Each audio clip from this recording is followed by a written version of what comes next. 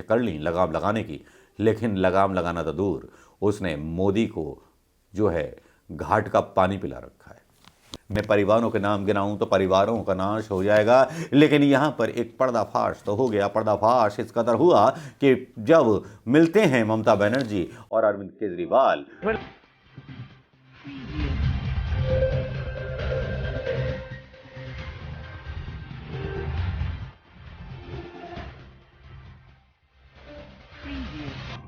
दोस्तों नमस्कार, मैं मनोज कुमार शर्मा एक बार फिर लेकर के एक ऐसा विश्लेषण, जो विश्लेषण भारत देश के लोकतंत्र के लिए भी जरूरी है और आने वाले चुनावों के लिए भी जरूरी है।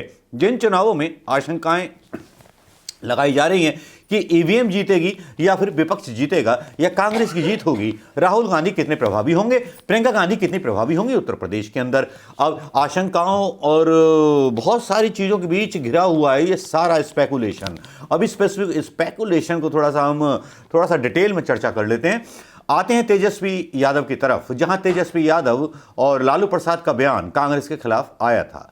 जाहिर बात है, कांग्रेस के विरोध की राजनीति करने के बाद लालू यादव ने अपना वर्चस्व कांग्रेस के अंदर बनाया था। फिर आते हैं अखिलेश यादव के साथ।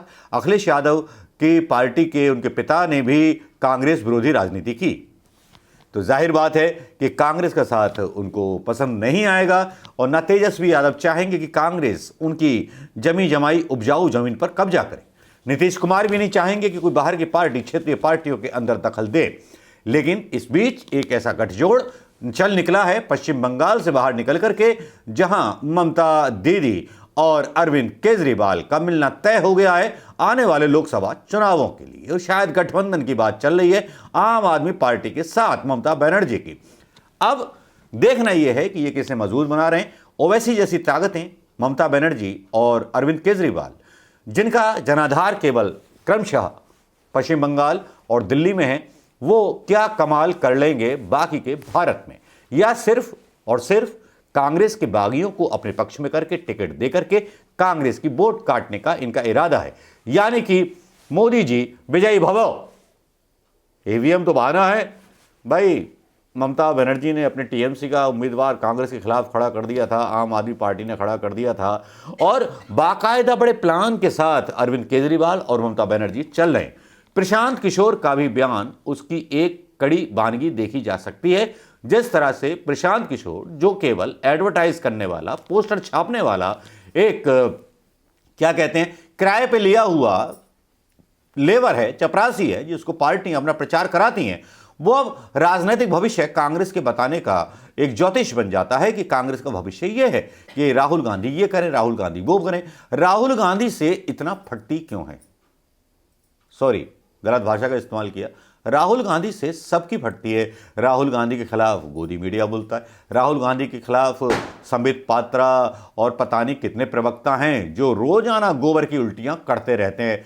लेकिन अभी तक ऐसी उल्टियां ममता बनर्जी के खिलाफ नहीं होती, अरविंद केजरीवाल के खिलाफ नहीं होती, तेजस्वी यादव के खिलाफ नहीं होती, मुलायम सिंह के सपुत्र राजकुमार युवराज अखिलेश यादव के खिलाफ नहीं होती, और बाकी ब्ला ब्ला ब्ला ब्ला जगमोहन रेड्डी और पता नहीं कितने परिवारों के नाम गिनाऊं तो परिवारों का नाश हो जाएगा। लेकिन यहां पर एक पर्दाफाश तो हो गया। पर्दाफाश इस कदर हुआ कि जब मिलते हैं ममता बनर्जी और अरविंद केजरीवाल, तो सोशल मीडिया पर इन लोगों के खिलाफ थोड़ा सा गुस्सा चलने लगता है। और गुस्सा इस तरह से चलता है कि लोग बोलने लगते हैं कि कांग्रेस को हराने की मतलब मोदी सबको मंजूर है, कुछ इस तरह का नारा लगाया जाता है। मोदी केंद्र में मंजूर है, स्टेट में हमें लेकर आओ, कांग्रेस मंजूर नहीं है, कांग्रेस विरोध, कांग्रेस खत्म कर दी गई। सोनिया गांधी जी को शायद राजनीतिक परिपक्वता या इतना अनुभव नहीं रहा। उनके सलाहकारों ने जो उनको सलाह दी, जो बैठे हैं G23 में, उन्होंने एक तरह से आत्मसमर्पण कर दिया था। यह है इनसाइड स्टोरी। आत्मसमर्पण कर दिया था समाजवादी पार्टी के सामने कि मुलायम सिंह यादव वहां पर एक संवैधानिक देख रहे हैं, तो मुलायम सिंह यादव जी को ही सौंप दें, ज़्यादा अच्छे उम्मीदवार वहां खड़े नहीं करेंगे। तो कांग्रेस वहां पर जो थी आत्मसमर्पण की मुद्रा में चुनाव लड़ती थी। बिहार में भी यही हाल था। पश्चिम बंगाल में ममता बनर्जी को तरजीहत इसलिए दी गई, गाहे बेगाहे उनकी तस्वीरें सोनिया गांधी जी के साथ आ जाती हैं, तो कांग्रेस के समर्थकों और राहुल गांधी के समर्थकों को लगता है कि शायद ममता बनर्जी जो हैं कांग्रेस की बहुत बड़ी सपोर्टर है। लेकिन कांग्रेस में रह करके कांग्रेस का बवाल और पर्चा फाड़ने वाली ममता बनर्जी, जिन्होंने कांग्रेस के साथ धोखा करके कांग्रेस के पूरे संगठन को हाईजैक कर लिया, वो आज बंगाल में आज अपनी मुख्यमंत्री बनी बैठी हैं, लेकिन बाहर के प्रदेशों में अपना अस्तित्व तलाश कर रही हैं। जबकि मेरे कुछ मासूम से सवाल हैं, क्या अरविंद केजरीवाल के बाद या अरविंद केजरीवाल जैसा कोई नेता, जैसा कि दावा किया जाता है बहुत ईमानदार नेता है, बिजली फ्री कर दी है, मतलब फ्री वीज के चक्कर में बहुत लोग पड़े हुए हैं। हालांकि प्रियंका गांधी ने भी फ्री वीज का ऐलान कर दिया है। देखना है कौन कितना भारी पड़ता है। लोकसभा चुनावों में अरविंद केजरीवाल और ममता बनर्जी का गठजोड़ जब होता है और जब मिलते हैं तो लगता है कि शायद मतलब मोदी हमारी मजबूरी है और कांग्रेस विरोध जरूरी है, ऐसा कुछ नारा सा लगता है इन सारी उन पार्टियों का जहां जहां बीजेपी ने अपने सेकंड एजेंडे के लोग बिठाए रखे हैं। कांग्रेस को यह भी नहीं भूलना चाहिए कि ममता बनर्जी वही ममता बनर्जी हैं जिन्होंने अटल बिहारी वाजपेयी की जब पहली बार सरकार बनी थी तो उनको संजीवनी देने का काम अपनी तृणमूल कांग्रेस की तरफ से किया था। तब ममता बनर्जी के ऊपर सवाल उठ जाते हैं, जहां वो एक तरफ अल्पसंख्यकों के अधिकारों की रक्षा का वादा करती हैं, दूसरी ओर वो और मामलों में कहीं दिखाई नहीं देती। राफेल का मामला आता है तो राफेल पर पीछे हटती हैं, शमी पर मामला आता है तो शमी के बारे में कोई ट्वीट नहीं आता, विराट कोहली पर बात आती है तो उसके बारे में कोई ट्वीट नहीं आता है तो केवल राहुल गांधी का, क्योंकि एक वही ऐसा है जो ना खाता है ना देता है, ना उसके पास कोई हिसाब किताब है राफेल का या वेस्टलैंड का। वो एक साफ स्वच्छ छवि का आदमी है जिसको शायद करप्ट लोग, भ्रष्टाचारी नेता शायद पसंद ना करते हो, क्योंकि पिताजी भी उसके ईमानदार थे। उन्होंने ही पहले कहा था कि 1 रुपया भेजते हैं 10 पैसे पहुंचते हैं। आज ठीक वही हो रहा है। राशन की योजना बंद कर दी जाएगी 30 नवंबर से, यानी कि सारे जो गरीब थे वो अब अमीर हो चुके हैं, राशन खा सकते हैं। राशन जो फ्री बांटा जा रहा था, दावा ये किया जा रहा था, लेकिन 91% कुपोषित बच्चों की संख्या हिंदुस्तान के अंदर बढ़ चुकी है।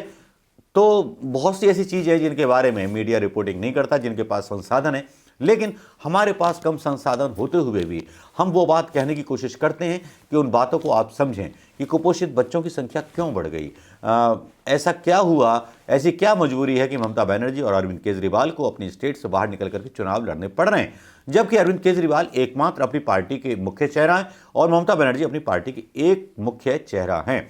मान लीजिए उत्तर प्रदेश में उनकी पार्टी जीत जाती है चुनाव, क्यों तृणमूल कांग्रेस कौन सा मुख्यमंत्री चेहरा देगी? क्या ममता बनर्जी वहां मुख्यमंत्री बनेंगी? अरविंद केजरीवाल क्या उत्तर प्रदेश में मुख्यमंत्री बनेंगे, या ममता बनर्जी किसी और स्टेट में मुख्यमंत्री बनेंगी, राजस्थान में बनेंगी, छत्तीसगढ़ में बनेंगी, कहां बनेंगी? मतलब दिल से चाहते क्या ये लोग, ये समझ में नहीं आता। लेकिन फिर भी अगर विपक्षी एकता की बात कही जाए, क्योंकि इनको राहुल गांधी का नेतृत्व पसंद नहीं, क्योंकि शायद डर लगता है एक ईमानदार छवि के नेता से, डर लगता है ईमानदार छवि के नेता के बेटे से, जो सीधे कहता है, साफ कहता है, सीना खोल करके कहता है, डरता नहीं है।